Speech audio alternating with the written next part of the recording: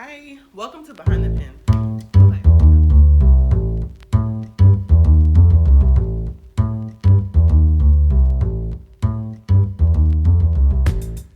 Nonverbals was created and let's see, it's a little, okay, how do I explain this? There are two versions of nonverbals, right? So the first version is, it was shot by my old colleague, Gino Brooks. It was just Gino, myself, of course, the actors. Majority of the actors were friends, and I used to work at the airport at the TSA. And so my supervisor at the time, Yolanda, she, we became friends or whatever, and I found out that she was an aspiring actress as well. I'm like, girl, we need to shoot some stuff. Let's do some stuff.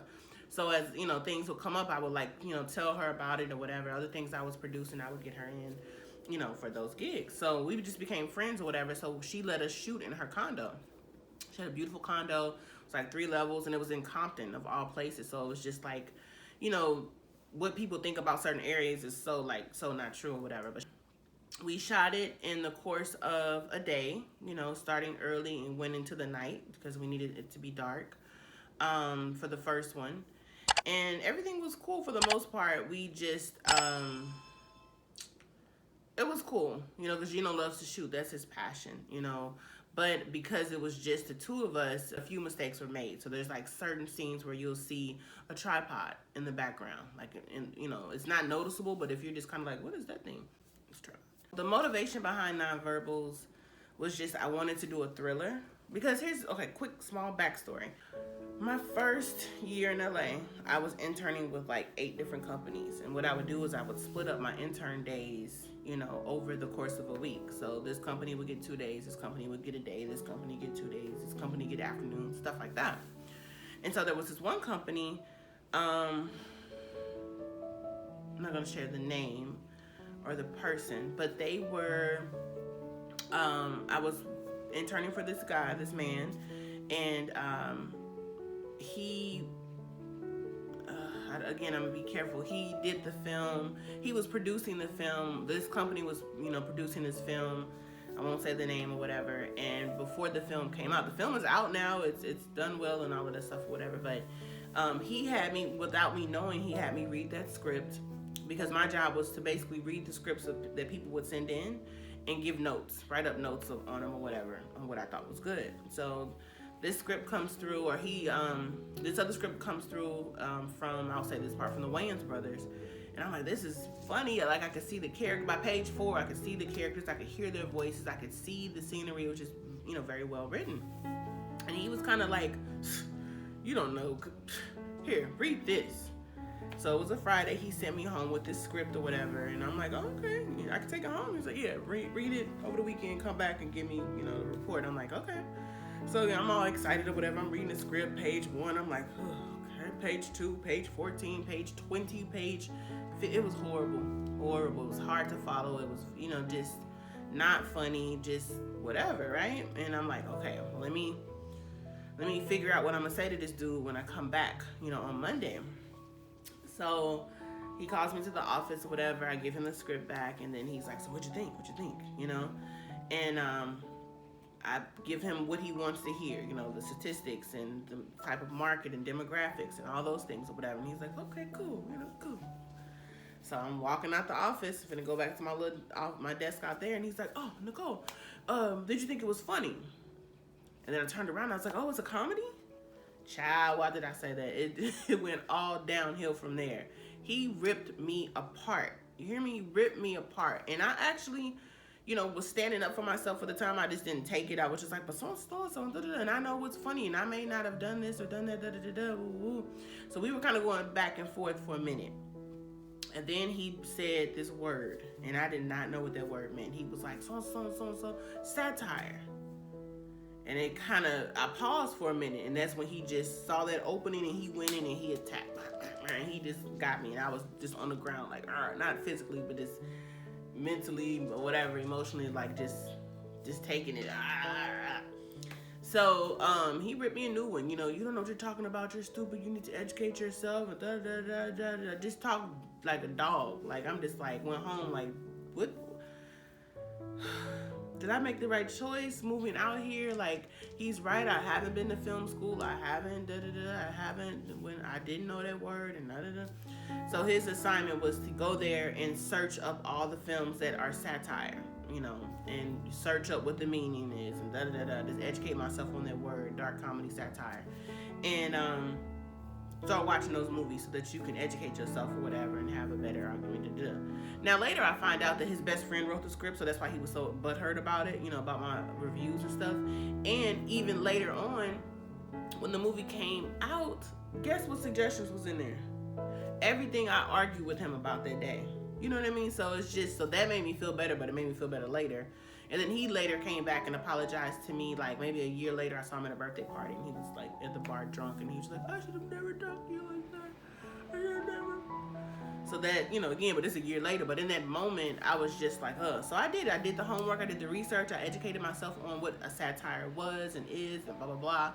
And Nonverbals and a lot of other projects that I've done were based off of satirical, content and origin or whatever. So that was the motivation with Nonverbals, to take something that is scary and make it funny. You know what I mean? So I was kind of stuck on that for a minute because, again, he had just damaged my soul or whatever about being so ignorant when it comes. Because I'll admit I was ignorant as far as, I don't know, it's just like people that are self-taught, that they teach themselves how to like do hair or makeup or play an instrument or whatever. It's a gift. I consider it a gift from God. That's why I'm saying, like, that's why the name of my company is In His Will Productions, because I know it's only because I got in His will, I started following His voice, that it led me on this whole path, this whole journey. So I can't take any credit for any of these things that I've done on this portfolio site. You know what I mean? The budget for it was probably, if I had to name a budget, because the location was free. The crew and actors and stuff were free, because, again, we're all friends. We're all trying to make it together.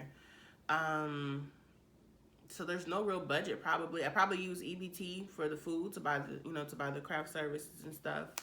So, I'll just say under $100 to get it done, because again, Millard was, my brother, so I didn't consider, of course he wasn't going to charge me. I just had to kind of wait 9 million years for him to edit it. So the reboot, let's talk about the reboot. The reboot came about because I screened the film at the Chinese theater. It got a rave review and stuff at the Chinese theater. And at the time, there was this guy in the audience that, I don't know, like I met him through the emergency contact thing, because there were a group of people that were interested in picking up emergency contact and turning it into a television show. But because of all of the drama with the legal stuff and people's feelings and stuff like that with other people, I'm not gonna go any further, we couldn't move forward with that. So he was kind of like, well, what else do you have? And then that's when he saw how the audience responded to,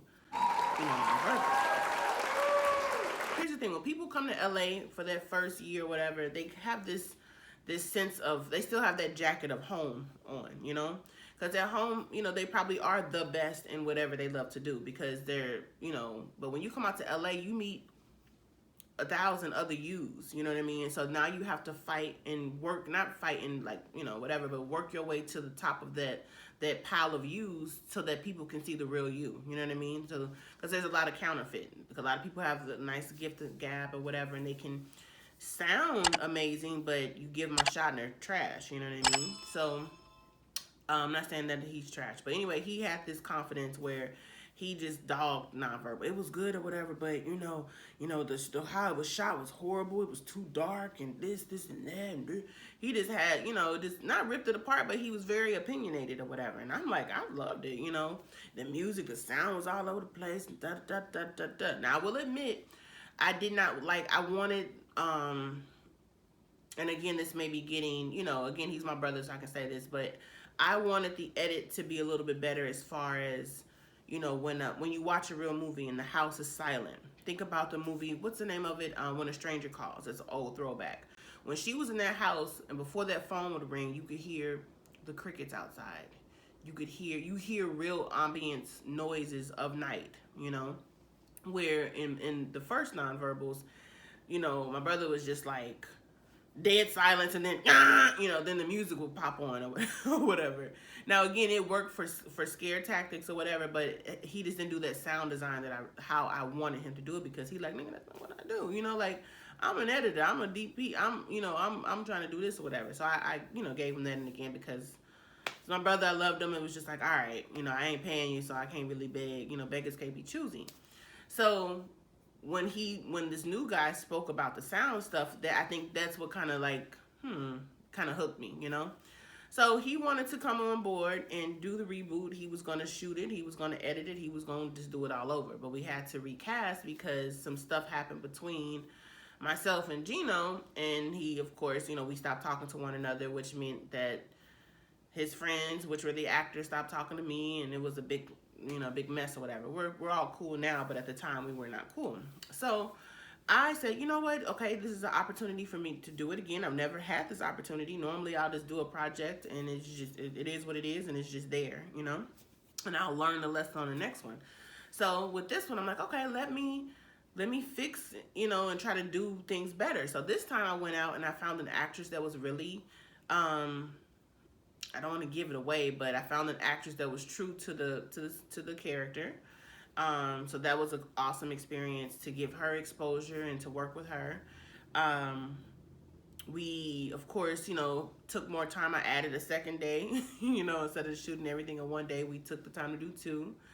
And yeah, and like I said, just did the recasting. But honestly, I just don't think that the villain was the right villain, but he was a close friend with this guy, and the guy was just so sold on, oh, he'll kill it, he'll knock it out the park, and he didn't. The other original villain was the best, you know what I mean? So that's about it, though, for the most part. Both of them, you could check them out, see what you think, which one you like better. Why you like one, why you don't like the other would be awesome. But check it out, Nonverbals. The link will have both. Once you click on the poster, it'll link you to both films. So I'll call in the original one, the original name, and then the other one is going to be Nonverbals Reboot. Okay? All right.